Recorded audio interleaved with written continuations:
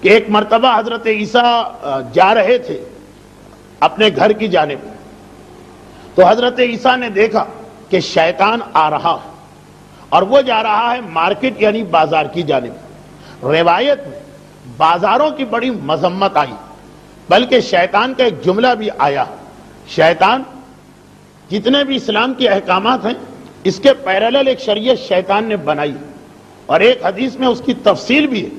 یہاں کے مجالس میں تو موقع نہیں ہے کہ ہم ان تمام موضوعات پہ گفتگو کریں، لیکن یہ ایک حکم ارشادی کے طور پہ گزارش کر دی جائے کہ جس طرح سے اسلام کے احکامات قرآن اور حدیث کو پڑھنا ضروری، اسی طرح شیطان کے حالات بھی پڑھنا ضروری۔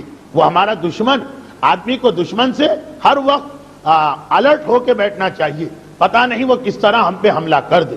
تو شیطان کے حالات پر اردو میں اس وقت ایک ہی بہترین کتاب نظر آ رہی، شہید دست غیب شیرازی کی وہ کتاب جس کا نام ہے استعاذہ، شیطان کس طرح حملہ کرتا ہے اور مومن کس طرح اپنے آپ کو شیطان سے بچاتا۔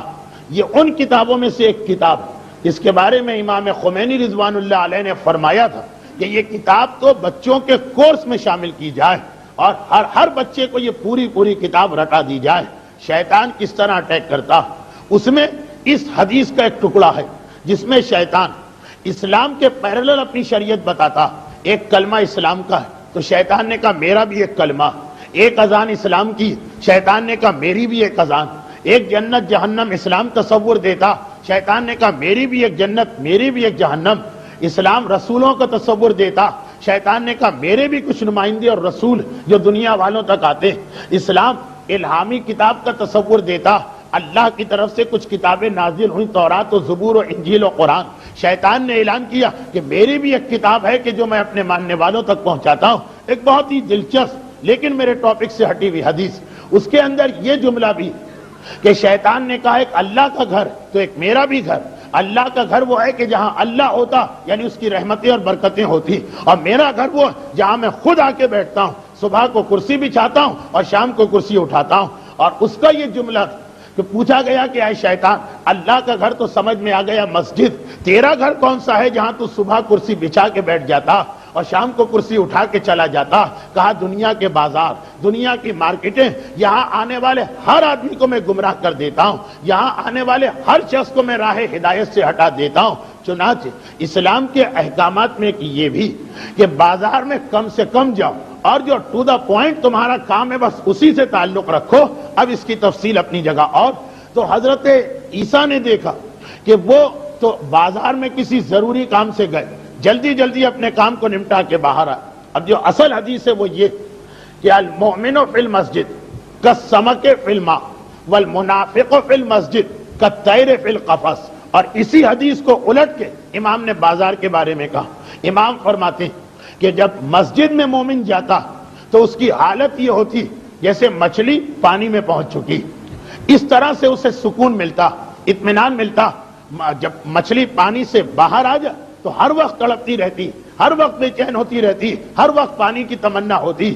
کہا کہ یہی مثال مومن کی ہے، ضروری کام سے مسجد سے باہر آنا، اللہ ہی نے واجب کیا ہے بیوی بچوں کا خیال رکھنا، اپنے لیے روزگار، لیکن جب مسجد میں پہنچ جائے تو اتنا اطمینان اور سکون مومن کو ہوتا ہے کالسمک فی الماء، جسے پانی کو تم نے پانی میں مچھلی کو پہنچا دیا۔ اور والمنافق فی المسجد، اور اگر منافق کبھی مسجد میں آئے اور اس کو آنا پڑتا، منافق کافر سے الگ، کافر وہ ہے جو اوپن کہتا ہے تم کون ہم الگ الگ، منافق تو اپنے آپ کو ہمارا جیسا شو کرتا، تو وہ ہر چیز میں ہمارے ساتھ ساتھ چلنے پہ مجبور، تو وہ بھی مسجد میں آئے گا۔ لیکن امام کا جملہ ذرا دیکھیں، نفسیات انسانی کو کس طرح بیان کیا۔ کہا کہ والمنافق فی المسجد کالطیر فی القفص، منافق مسجد میں آنا تو پڑے گا، لیکن اس کی مثال اس پرندے جیسی ہے جسے پنجرے میں بند کر دیا گیا، کہ ہر وقت اڑ جانے کی فکر کرتا رہتا، ہر وقت بھاگ جانے کی فکر کرتا رہتا، پرندہ ہر وقت بے چین ہوتا ہے کسی طرح سے مجھے آزادی ملے، کسی طرح سے مجھے رہائی ملے۔ یہ منافق کی مثال، مارے باندھے لوگوں کے ڈر سے آ تو گیا لیکن اس کی بے چینی دیکھیے گا، اس کی گھبراہٹ دیکھیے گا، اس کے نکل بھاگنے کا جذبہ دیکھیے گا۔ اور اسی حدیث کو انہی الفاظ کے ساتھ امام نے الٹا کر دیا، کہا والمؤمن فی السوق کالطیر فی القفص، والمنافق فی السوق کالسمک فی الماء. اور مومن جب بازاروں میں جاتا، مارکیٹ میں جانا واجب بھی ہے اس کے لیے، لیکن اس کی مثال ایسی ہوتی، مومن کی مثال بازار میں جیسے پرندہ پنجرے میں بند ہو گیا کہ بس کسی طرح سے مجھے موقع ملے جلدی جلدی اپنے کام نمٹاؤں اور یہاں سے بھاگوں. اور منافق کی مثال بازار میں ایسی ہوتی جیسے مچھلی اپنی منزل پہ پہنچ چکی، جیسے مچھلی پانی میں پہنچ چکی، وہ آرام، وہ اطمینان، وہ سکون. اور جو کچھ مارکیٹوں میں ہوتا، وہ جن لوگوں کو معلوم ہے کہ اسلام کے بدترین گناہوں کی اکثریت بازاروں میں ہوتی، انہیں معلوم کہ اسی وجہ سے اسلام نے دیندار تاجر کا ثواب بھی بہت زیادہ بتایا اور یہ سارے احکامات بھی دیے. تو شیطان کو دیکھا حضرت عیسیٰ نے کہ وہ بازار کی جانب جا رہا، بازاروں کی جانب بڑھ رہا، اور خالی ہاتھ نہیں جا رہا بلکہ اپنے ساتھ سامان تجارت لے کے جا رہا. عجب پرانا زمانہ، یہ تجارت کا سامان کوئی سوزوکی میں یا ٹرالر میں یا ٹرک میں تو نہیں آتا، یا زیادہ سامان ہے تو اونٹوں پر آتا ہے، کم سامان ہے تو خچر اور گدھے. تو دیکھا کہ شیطان کے ساتھ 5 گدھے اور ان گدھوں کے اوپر بوریاں لدی، ایسا لگ رہا ہے کہ کوئی سامان. تو حضرت عیسیٰ نے ایک مرتبہ سوال کیا کہ اے شیطان، یہ کہاں جا رہا، یہ گدھے اور یہ سامان کون سا؟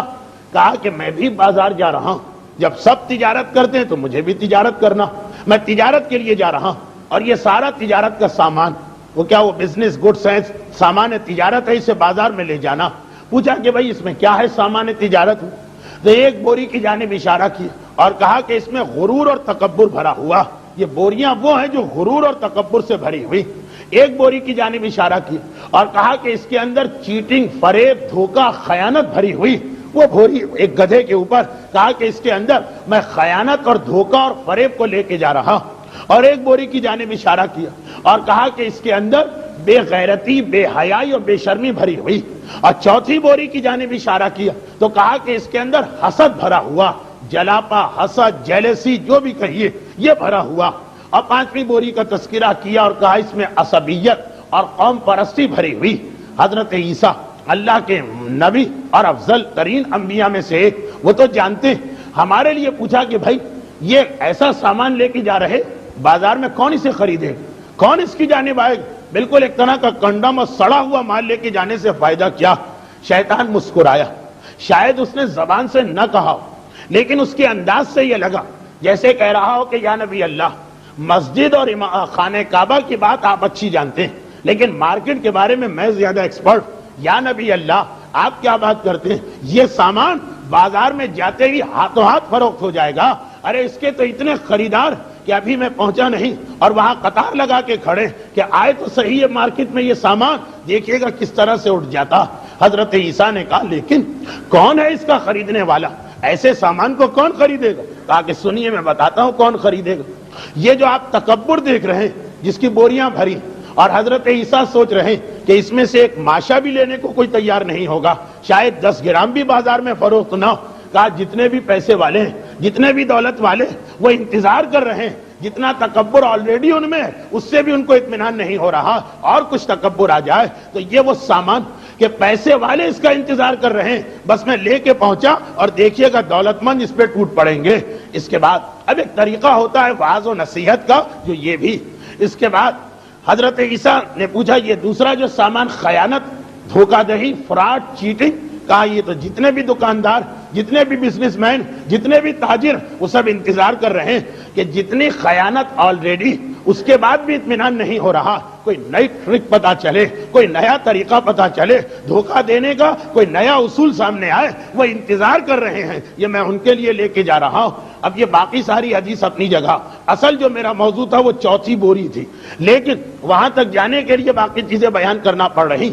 اور جہاں تک یہ بے حیائی اور بے شرمی کی بات، تو یا نبی اللہ، یہ جو آپ کی امت کی عورتیں ہیں نا، یہ ان کے لیے پروڈکٹ جا رہا، یہ لیڈیز آئٹم ہے، عورتوں کے درمیان فروخت کیا جائے گا. وہ انتظار کر رہی، یعنی جتنا بھی. اب میں حضرت عیسیٰ کے زمانے کی بات کر رہا ہوں. آج کی مومنہ تو ماشاءاللہ بڑی دیانتدار، بڑی پرہیزگار، بڑی متقی، بڑی حجاب کی پابند، اس کی بات چھوڑیے. یہ حضرت عیسیٰ کے زمانے میں، کیونکہ باقی سارے گناہ پہلے کم ہوتے تھے، آج کل زیادہ ہو گئے. لیکن یہ جو بے شرمی بے حیائی یہ پہلے زیادہ ہوتی تھی، آج کل بہت کم ہونے لگی ہے غالباً، ورنہ عورتیں اتنے جلدی ناراض نہ ہوا کریں، اور عورتوں کا تو خیال کرنا ہی پڑتا، کہیں مہمان بن کے جائیں تو چائے بھی نہیں ملتی ہے، اچھا وہ فلاں مولوی صاحب آ گئے، ہمارے بارے میں یہ پڑھا تھا، آج ہی تو موقع ملا ہے بدلہ لینے کا، تو خیر اس لیے میں بہت احتیاط کرتا ہوں اور بڑا احترام کرتا ہوں ان خواتین کا، لیکن شیطان کہہ رہا، اور میں تو نہیں کہہ رہی، تو شیطان کہہ رہا کہ یا نبی اللہ عورتوں کے بارے میں مجھ سے پوچھی، اور آج ہی نہیں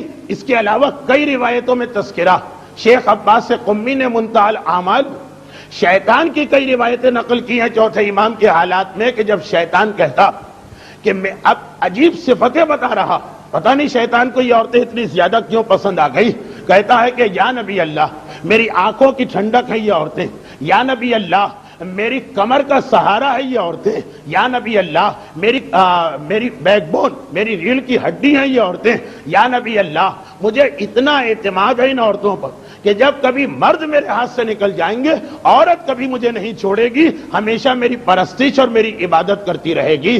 ہاں یہ دوسری بات کہ حدیث کے آخر میں امام کا بھی جملہ کہ جس طرح سے عورت شیطان کی سپاہی، یہ شیطان نے جملہ کہا، اسی طرح عورت ہماری فوج کی بھی سپاہی اگر دیندار عورت ہو جائے، امام کہتے ہیں مردوں سے زیادہ کام آتی ہے دین کے لیے، اور بے دین عورت ہو جائے شیطان کہتا ہے مردوں سے زیادہ وہ میرے کام آتی ہے۔ اس پر بھی انشاءاللہ بعد میں گفتگو کی جائے گی، ابھی تو صرف ایک جھلک میں نے خواتین کو دکھائی کہ وہ سوچ سمجھ کے بعد کی مجالس میں شرکت فرمائے۔ تو اب شیطان کہہ رہا یہ جو بے حیائی اور بے غیرتی یہ جو سامان لدا پڑا، ہاں یہ دوسری بات کہ بعض اوقات نہ صحیح نہیں، بعض اوقات نہیں، اکثراً اس میں بھی قصور کسی اور کا ہوتا، یہ واقعہ میں بہت زیادہ پڑھ چکا ہوں، لیکن پھر بھی شاید اتنے بڑے مجمع میں یہ واقعہ میں نے یہاں نہ پڑھا۔ لاہور کا واقعہ، ابھی حال کی بات، حال سے مطلب اسی 10-12 سال پرانی بات، لاہور میں ہمارے قابل احترام عالم دین ہیں آغا علی موسوی، لاہور جو پرانا لاہور اندرون موچی دروازہ، وہاں کی مسجد جامع مسجد کے پیش نماز بھی خاصے طویل عرصے رہے، ان کے والد بھی تھے، اب ان کے بیٹے، تو بڑی 3 پشتوں کی خدمت ہے ایک ہی مسجد کے بارے میں۔ وہ یہ واقعہ سنا رہے تھے، وہ یہ کہہ رہے تھے کہ ایک مرتبہ میرے پاس ایک شخص آیا بہت پریشانی کے عالم میں، اور کہا کہ مولانا میرا ایک مسئلہ ہے اسے آپ حل کر دیجیے۔ آپ کو معلوم ہے کہ پیش نماز سے قوم کا کیا مسئلہ ہوتا، کوئی فقہی مسئلہ نہیں ہوتا، کوئی حلال و حرام کا مسئلہ نہیں ہوتا، یا استخارہ دیکھنا، یا کوئی تعویذ کا مسئلہ، یا کوئی دعا وغیرہ بتا دی، بس اس کے بعد پھر پیش نماز کی کوئی ضرورت نہیں ہے اس قوم کو۔ تو مولانا اتنا تو سمجھ گئے کہ اسی قسم کا کوئی مسئلہ ہوگا۔ ایک مرتبہ کہا کہ بتائیے جو میری استطاعت ہے میں آپ کی مدد کروں گا۔ تو کہا کہ میں اپنی بیٹی کے بارے میں بہت پریشان ہوں، آج کل کا زمانہ اولاد کے بارے میں آدمی کو پریشان رہنا بھی، اور خصوصاً اگر بیٹی، مگر بیٹی کے بارے میں کیا پریشانی ایک باپ کو ہو سکتی۔ اپنے اندازے سے مولانا نے سوچا کہ یا تو یہ ہوتا کہ کبھی بیٹی جو ہے کسی شریف گھر میں پیدا ہو مگر اس کی توہین و بے عزتی کا سبب بنے، یا یہ ہے کہ بیٹی ہے عمر گزری جا رہی ہے شادی نہیں ہوتی، یا یہ ہے کہ شادی ہو گئی ہے اولاد نہیں ہو رہی تو اسے طلاق ملنے یا دوسری بیوی کا مسئلہ کھڑا ہو رہا۔ عام طور پر باپ اپنی بیٹیوں کے بارے میں یہی مسئلے لے کے آتے ہیں۔ تو مولانا بھی سمجھے کہ ہاں ان سب کے بارے میں احادیث اور مختلف دعاؤں کی کتاب میں کوئی نہ کوئی دعا تو ہے۔ کہا کہ ہاں ٹھیک ہے بتائیے آپ کا مسئلہ کیا، اس مسئلے کو حل کیا جائے گا۔ کہا میری بیٹی کا مسئلہ ایسا کہ میں سوچ رہا ہوں کہ اگر وہ پیدا نہ ہوتی تو میرے لیے زیادہ بہتر تھا، ایسی میری توہین اور رسوائی اور بدنامی کا سبب بن رہی۔ حقیقت میں آج کا دور ایسا کہ انتہائی شریف اور عزت دار گھرانے میں وہ ریڈیو، وہ ٹیلی ویژن، وہ وی سی آر، وہ ڈش اینٹینا، وہ اسٹار ٹی وی ایسا ہمارے بچوں اور بچیوں کے ذہن کو بدلا کہ نمازی اور پرہیزگار باپ پریشان کہ کس طرح سے اپنی اولاد پہ قابو پایا جائے، اور اگر اولاد میں بیٹی شامل تو مولانا سمجھ گئے جب اس نے کہا ایسی بیٹی کہ کاش یہ پیدا نہ ہوتی تو زیادہ بہتر تھا، اس ذلت اور رسوائی سے کہ جو آج میرے سامنے آ رہی۔ سمجھ گئے کہ ایسی ہوگی نہ حجاب کا خیال، نہ والدین کی عزت کا خیال، ساری رات باہر رہنے والی۔ چنانچہ کہا کہ آپ گھبرائیے نہیں، ہر مسئلے کا حل ہے۔ تو آپ کی بیٹی کس سے، آپ کو کیا شکایت؟ کہا کہ عجیب لڑکی ہے یہ، میں گھر میں ہوتا ہوں، گھر سے باہر ہوتا ہوں، میرا بزنس ہے، میرے کانٹیکٹ، ہزاروں میرے مہمان میرے پاس آتے ہیں، جہاں کوئی مہمان میرے گھر میں آیا یہ میری بیٹی جا کے اپنے کمرے میں بیٹھ گئی. ہزار اس سے کہو کہ آؤ انکل کو سلام کرو, ان سے ملاقات کرو, ان سے ہاتھ ملاؤ, اگر میں نہ ہوں تو ان کو اٹینڈ کرو, ان سے گفتگو کرو, لیکن وہ ایسی نافرمان لڑکی ہے کہ کسی کے سامنے آنے کو تیار نہیں. لاکھ میں کہتا رہوں وہ یہی کہتی ہے کہ یہ تو میرے لیے نامحرم, میں نامحرم کے سامنے کیسے آؤں. مولانا پردہ تو دل کا پردہ ہوتا ہے. یہ ساری چیزیں تو صرف اور صرف اگر انسان کی نیت صحیح نہ ہو تو 7 پردوں میں بٹھائیں گے تب بھی وہ گناہ ہو جائے گا. وہ ساری باتیں شروع کر دی اور کہا کہ میں بھی دوسروں کے گھر میں جاتا ہوں, اگر گھر والے نہ ہو تو وہاں کی عورتیں ہیں, وہاں کی بچیاں ہیں, آتی ہیں, بیٹھتی ہیں, گھٹ پٹ ہوتی ہے, گپ شپ ہوتی ہے. یہ ساری چیزیں ایک مجھے ایسی ناکارہ اور نامعقول لڑکی ملی کہ سارے دوستوں کے سامنے میری توہین ہو رہی, سارے دوستوں کے سامنے شرمندگی ہو رہی.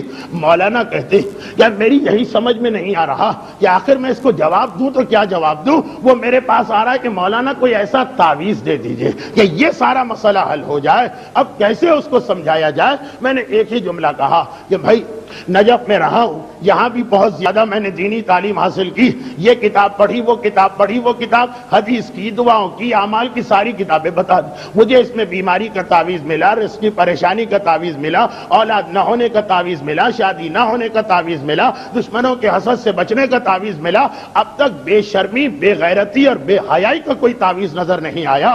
جس دن کسی کتاب میں یہ تعویذ نظر آیا سب سے پہلے آپ کو بلا کر آپ کی خدمت میں پیش کیا کروں گا. تو ایک تو یہ ہمارا آج کا ماحول اور معاشرہ بن چکا کہ جہاں پر وہ تو شیطان کہہ رہا کہ آلریڈی عورتیں یہ جو پروڈکٹ آ رہا ہے مارکیٹ میں, یہ بے شرمی اور بے حیائی, اس کے خریدنے کے لیے تیار بیٹھی. اور پھر اگر باپ بھی اپنے بیٹیوں کو اور بڑے بھائی بھی اپنی بہنوں کو اور خاندان کے مرد بھی اپنے خاندان کی عورتوں کو اس راستے پہ لے جائیں تو وہ تو ویسے ہی شیطان کے انتہائی قریب. یہ تو اور زیادہ ہم نے غضب کر دیا. لیکن اس کے لیے ابھی 19 یا 20 رمضان کی تقریر کا انتظار کریں, کچھ تفصیل آنے والی ہے. چوتھی بوری کس کے لیے, یہ چوتھا تھیلا کس کے لیے؟ کہا یا نبی اللہ, اس کے اندر تو حسد بھرا ہوا, حسد, دوسروں سے جلاپا, یہ کون خریدے گا؟ کہا کہ آپ کو نہیں معلوم, وہ سارے علماء انتظار کر رہے ہیں اور تیار بیٹھے کہ کہیں سے حسد کے بورے آئیں. تو جتنا حسد ہے اب مزید ان کو حسد چاہیے ہے, جو ایک دوسرے سے حسد ہوتا. اور 5ویں چیز قوم پرستی عرب کے لیے اس نے بیان کی شیطان نے. تو مسئلہ یہ حسد ایک ایسی چیز ہے کہ عام مومن کو چھوڑے, متقی اور پرہیزگار کو چھوڑے, الا شاذ و نادر آپ کو صاحبان علم کے اندر بھی یہ خرابی نظر آ جائے گی. یہ حسد وہ چیز ہے کہ جو انسان کبھی انسان کو نہیں بخشتی ہے. اپنے بھائی سے بھی حسد ہو جاتا ہے, اپنے بچپن کے دوستوں سے بھی حسد ہو جاتا ہے.